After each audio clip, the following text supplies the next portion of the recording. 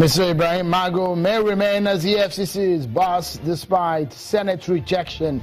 As Vice President, Professor Yemi Osinbajo insists the executive can retain Mr. Magu within the frame of the law.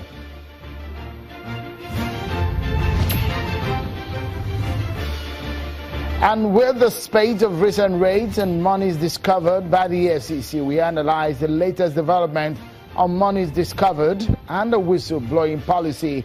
That's our focus tonight on the program.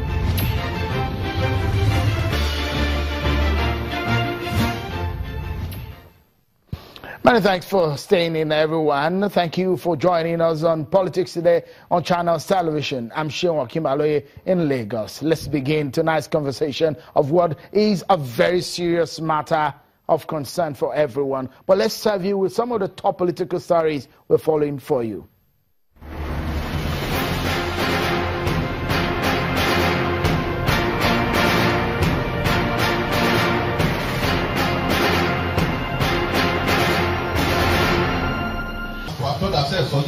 The Lagos State Electoral Commission, LASIEC, today met with stakeholders, including political party leaders in the state, ahead of the July the 22nd council elections.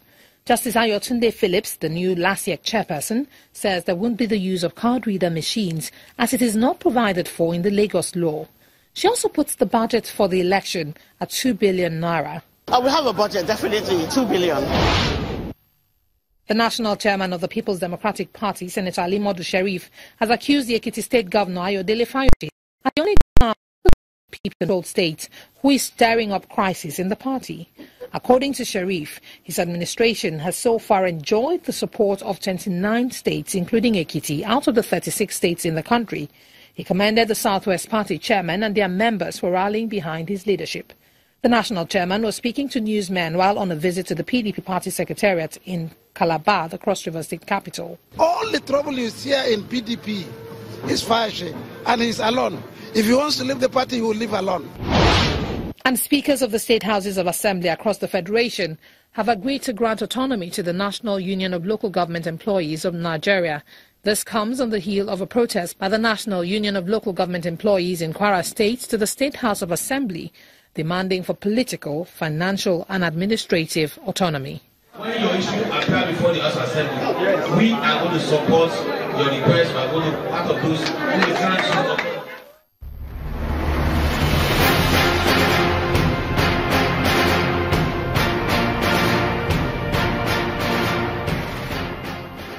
Thank you for staying with us, everyone. For those who don't have monies in their account, but recently now see a lot of money on television, might give you some trouble. Well, let's dive into that major story of the day, shall we? Since the Senate rejected Mr. Ibrahim Magu as EFCC chairman, no word has come from the executive on who occupies the position of the anti-graft agency. Yesterday, the Vice President, Professor Yemi Osinbajo, broke the silence, and what he said may be far-reaching. He said, and I quote, "It is up to the Senate to make their judgment, and it is up to us to say what we want to do. If our candidate is rejected, we can represent him. No law says we cannot represent him."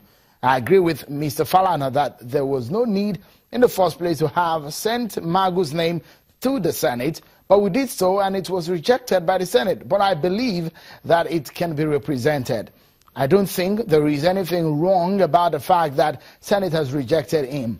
Senate has acted in its own wisdom to say, no, we do not want him, and we can say this is our candidate. We like the gentleman and we want him to continue.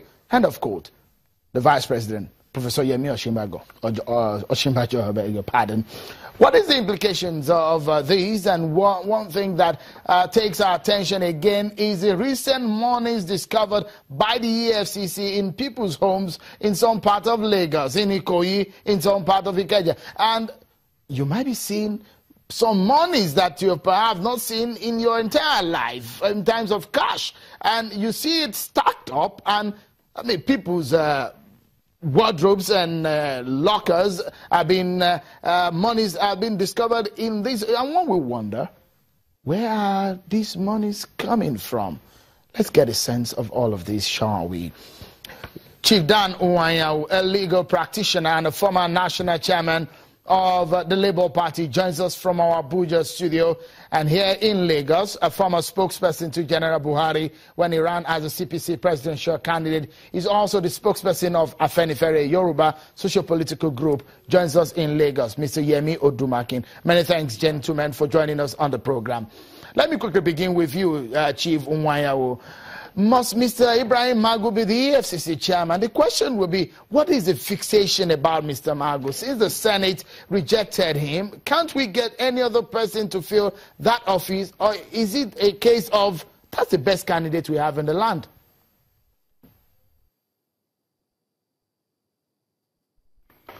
Well, definitely, Shehu, thank you for calling me back. Magu cannot be said to be the only candidate in Nigeria, and it will also be wrong to say that he's the only one that can do the job. But in the president's wisdom, by virtue of the provisions of the Constitution, he saw him as a fit and proper person to do this job of heading the EFCC. I think it is within the prerogative of the president. Allegations were levied against him. It was investigated by the Attorney General of the Federation. They got his responses. And the president was satisfied that those reasons were not genuine enough for him not to do the job he was given to do.